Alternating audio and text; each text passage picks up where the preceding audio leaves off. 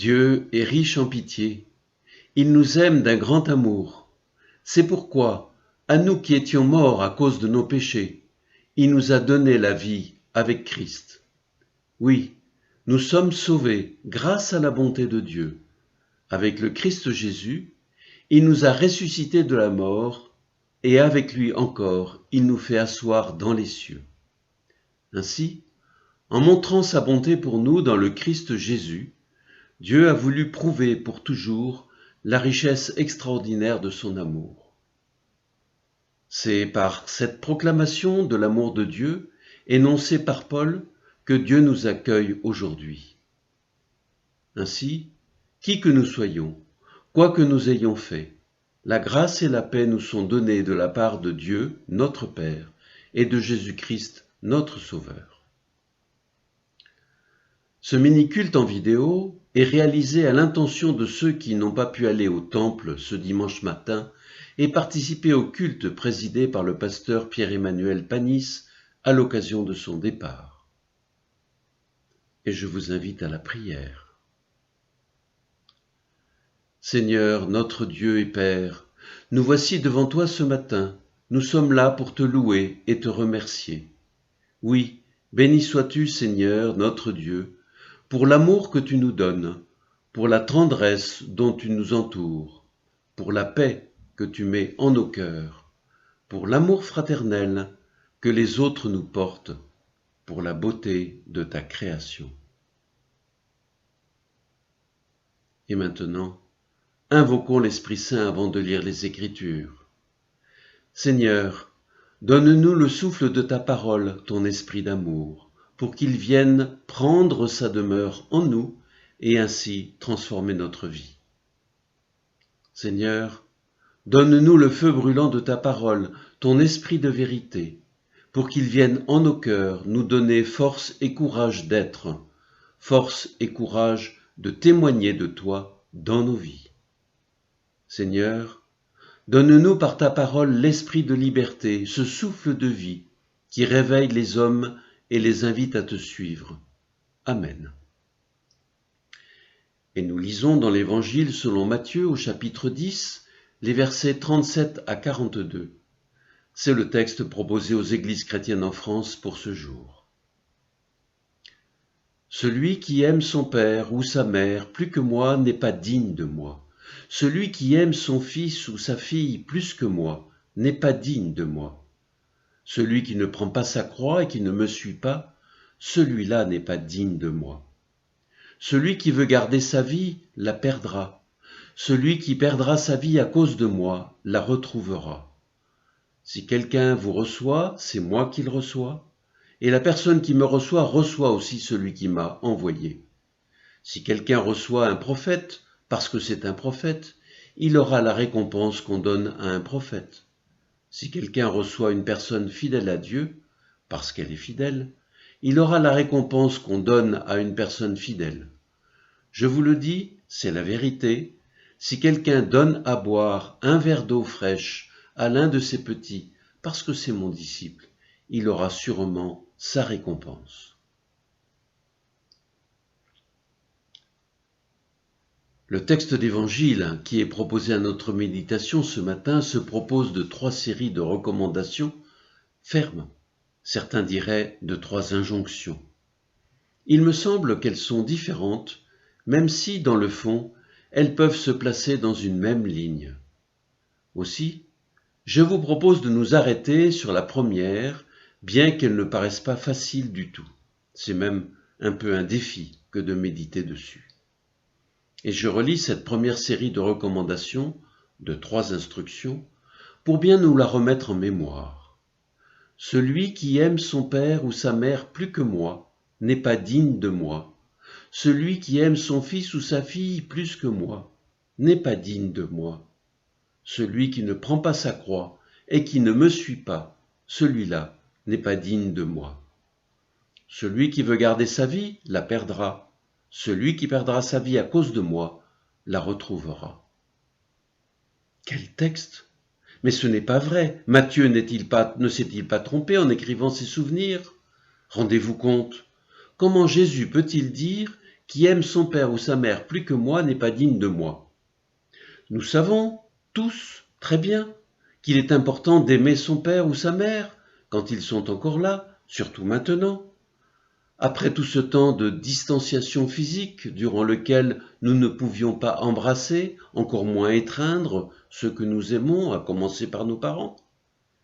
Et puis, n'y a-t-il pas un commandement qui dit « Tu honoreras ton père et ta mère » ? Vous en conviendrez, c'est bizarre cette contradiction.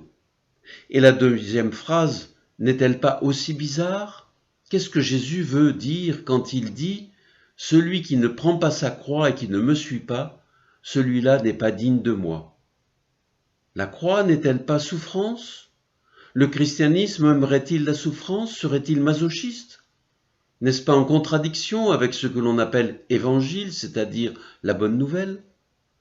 Et enfin, la dernière instruction avec ses oppositions, celui qui veut garder sa vie la perdra, celui qui perdra sa vie à cause de moi la retrouvera. Qu'est-ce à dire ? Alors, comment comprendre ? Et que comprendre ? Qu'est-ce que cela peut vouloir dire pour nous aujourd'hui ? Qu'est-ce que nous pouvons en retirer ? Pour essayer de comprendre, il faut resituer les instructions dans le contexte. On observe que cela fait partie d'un ensemble qui constitue le chapitre 10 tout entier de l'Évangile selon Matthieu. Ce sont les instructions avant l'envoi en mission des 12 apôtres. Ce sont donc des instructions à pratiquer dans ce contexte de mission, de témoignage auprès de ceux que les disciples vont rencontrer. Et c'est vrai que Jésus tient souvent des propos parfois radicaux, presque provocateurs. Et c'est vrai notamment avec notre texte. Celui qui aime son père ou sa mère plus que moi n'est pas digne de moi. Celui qui aime son fils ou sa fille plus que moi n'est pas digne de moi. En ce sens, vous vous souvenez de cette autre parole tandis qu'on lui dit que sa mère et ses frères sont dehors et cherchent à lui parler. Il répond : « Qui est ma mère ? Qui sont mes frères ? » Et montrant de la main ses disciples, il dit : « Voici ma mère et mes frères. Oui, si quelqu'un fait la volonté de mon Père, qui est dans les cieux, cette personne est mon frère, ma sœur, ma mère. » Et cette radicalité est d'autant plus surprenante qu'elle apparaît en contradiction avec le commandement que Jésus lui-même cite dans sa réponse à un homme qui lui demande ce qu'il doit faire pour avoir la vie éternelle. Honore ton père et ta mère. Et même, un peu plus loin que notre texte d'aujourd'hui, dans ce même évangile, Jésus dit : « Et vous, pourquoi transgressez-vous le commandement de Dieu au nom de votre tradition ? Dieu a dit en effet : honore ton père et ta mère, et encore, celui qui maudit père ou mère, qu'il soit puni de mort. » Ainsi, ici Jésus formule une exigence inouïe, celle de l'aimer d'un amour plus grand que tout amour humain. Mais devons-nous croire que sa demande veuille dire qu'il ne faut plus aimer ses pères et mères, qu'il ne faut plus aimer ses enfants ? Non, il ne le dit pas. Et on ne trouve aucun texte en ce sens. Bien plus, Jésus rappellera à maintes reprises qu'il faut aimer son prochain, et même plus, aimer ses ennemis. Il attend de ses disciples qu'ils lui donnent seulement une préférence. Cela peut se comprendre dans un certain contexte. Ainsi, dans un milieu où le christianisme est mal reçu, le chrétien peut se trouver devant un dilemme : continuer à pratiquer sa foi au risque de se couper des siens, ou abandonner sa foi pour conserver le lien avec les siens. En effet, les gens de sa famille peuvent ne pas être d'accord avec sa foi. Il peut y avoir au sein de la famille des oppositions fortes. Alors, quelle voie choisir ? Qu'est-ce qui est important ? Suivre Jésus et son enseignement ou rester avec les siens, quitte à abandonner sa foi ? Ces paroles, rapportées par Matthieu, ont pu servir à donner force aux premiers des chrétiens lorsqu'ils ont été persécutés, jetés en prison, torturés, pour être finalement mis à mort. Et cela leur rappelait ce que Christ avait vécu et souffert dans sa passion et sa crucifixion. Du coup, la seconde directive fait suite à la première. Celui qui ne prend pas sa croix et qui ne me suit pas, celui-là n'est pas digne de moi. Comme Christ a pris sa croix, les disciples qui veulent le suivre se doivent de prendre aussi leur croix. Du reste, je me demande ce que les disciples ont pu comprendre à ce moment-là, puisque c'était avant la Passion. D'autant que le supplice de la croix était réservé aux gens coupables des crimes les plus abominables. C'était un supplice infamant, le signe d'une malédiction spéciale. Mais cette recommandation a dû les frapper. Après les événements de la Passion et de la crucifixion de Jésus, ils s'en sont souvenus et ont compris ce que suivre Jésus pouvait entraîner comme risque. Et la troisième directive peut se comprendre dans cette perspective. Celui qui veut garder sa vie la perdra, celui qui perdra sa vie à cause de moi la retrouvera. Christ a donné sa vie, il ne l'a pas gardée pour lui. Donnant sa vie, passant par la mort, il a été relevé de la mort, il est ressuscité, il vit. Bon, tout cela est très bien et peut se comprendre dans le contexte de l'époque, mais pour nous aujourd'hui, qu'est-ce que cela signifie? Quel est le message? Car nous ne sommes pas dans une situation extrême. Je peux vivre ma foi en toute liberté, sans contrainte et sans risque. Alors, qu'est-ce que je peux comprendre? Aujourd'hui, dans notre pays, en effet, la question de savoir si je dois préférer Jésus-Christ à mes proches ne se pose pas. Pourtant, ne l'oublions pas, dans d'autres pays, c'est une question bien réelle dont la résolution peut conduire à la souffrance et même à la mort. Les chrétiens persécutés, cela existe aujourd'hui. Et souvenons-nous qu'autrefois, dans notre pays même, c'est aussi arrivé. Par exemple, à cause de sa foi protestante, Marie Durand a été enfermée dans la tour de Constance. D'autres protestants ont subi les dragonnades ou ont été envoyés aux galères. Par sa parole, Jésus exprime son exigence. Il attend de ceux qui le suivent qu'ils lui donnent la préférence. Il attend de moi que je m'engage fermement et que, sans renoncer à l'amour des miens, je lui donne la préférence et que je l'aime.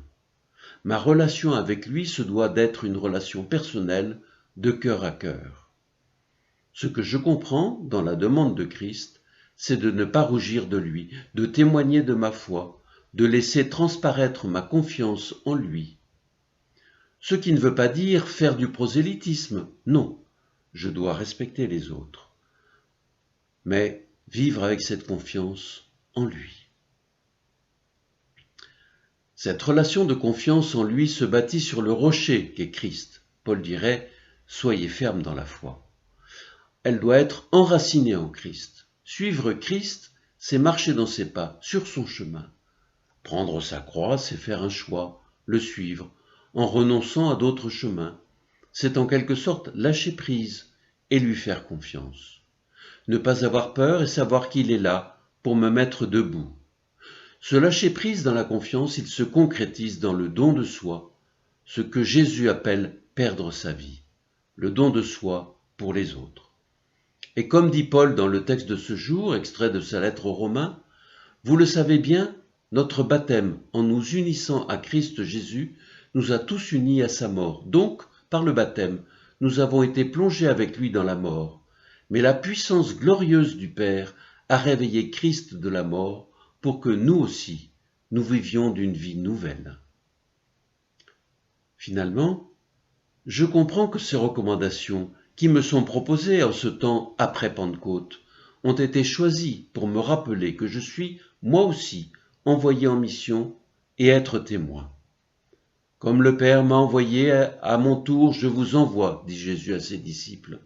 Aussi, je dois vivre dans ce monde et par ma vie témoigner de son amour et de ma confiance en lui, tout simplement. Alors, je peux reprendre les paroles du cantique « Tu me veux à ton service, moi qui sans toi ne suis rien, qu'à toute heure s'accomplisse ton désir et non le mien. Ce que j'ai, tu le possèdes, mais tu veux le recevoir. Conduis-nous, toi qui nous aides, à mettre en toi notre espoir. Amen. » et je vous invite à dire la prière que Jésus le Christ nous a enseignée. Notre Père, qui es aux cieux, que ton nom soit sanctifié, que ton règne vienne, que ta volonté soit faite sur la terre comme au ciel. Donne-nous aujourd'hui notre pain de ce jour, pardonne-nous nos offenses, comme nous pardonnons aussi à ceux qui nous ont offensés. Et ne nous laisse pas entrer en tentation, mais délivre-nous du mal. Car c'est à toi qu'appartiennent le règne, la puissance et la gloire, pour les siècles des siècles. Amen. Et maintenant, recevons la bénédiction de la part de Dieu. Dieu, Père, Fils et Esprit, nous bénit et nous garde. Il nous accorde sa grâce. Il tourne sa face vers nous et nous donne la paix. Amen. Bon dimanche et bonne semaine.